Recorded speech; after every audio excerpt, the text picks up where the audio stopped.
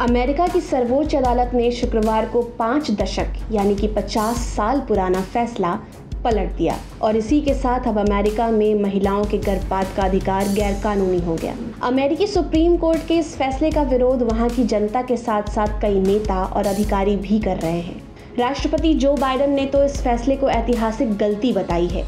इसके अलावा उन्होंने कहा है कि इस फैसले के कारण देश 150 साल पीछे चला जाएगा। बाइडेन के अलावा उपराष्ट्रपति कमला हैरिस और पूर्व राष्ट्रपति बराक ओबामा ने भी इसका विरोध किया है। अब आइए आपको बताते हैं कि आखिर पूरा मामला है क्या। दरअसल साल 1969 में टेक्सास की एक महिला मैकॉर्बी अबॉर्शन कराना चाहती थी। उन्होंने फेडरल कोर्ट में गर्भपात विरोधी कानून के खिलाफ याचिका दायर की। इस मुकदमे के बचाव पक्ष में उस वक्त के डिस्ट्रिक्ट अटॉर्नी हेनरी वेड थे, इसलिए इसे रो बनाम वेड कहा जाता है। हालांकि इस साल मैकॉर्बी को गर्भपात की इजाजत नहीं मिली।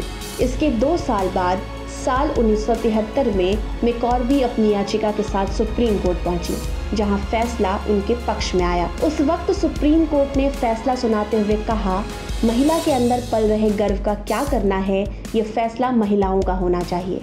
इसके बाद से ही अमेरिका की महिलाओं को सेफ अबॉर्शन का अधिकार मिला, जिसे अब बदल दिया गया है। अब इस फैसले को बदलने के बाद नए प्रावधान क्या होंगे, ये जानिए। अमेरिका के Arkansas, Kentucky, Louisiana, Missouri, Oklahoma और साउथ डकोटा में गर्भपात पर प्रतिबंध लगा दिए गए हैं।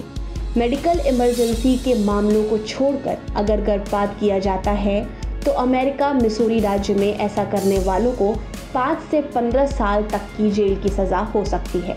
अब बात करते हैं भारत की। भारत में महिलाओं के लिए गर्भपात का अधिकार कानूनी है।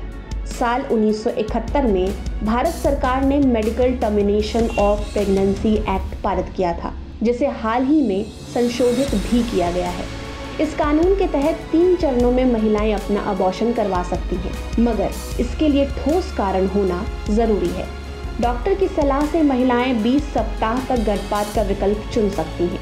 इसके अलावा कुछ असाधारण परिस्थितियों में भी ये अधिकार महिलाओं को प्राप्त है, जिसमें गर्भपात की समय सीमा 24 हफ्ते है।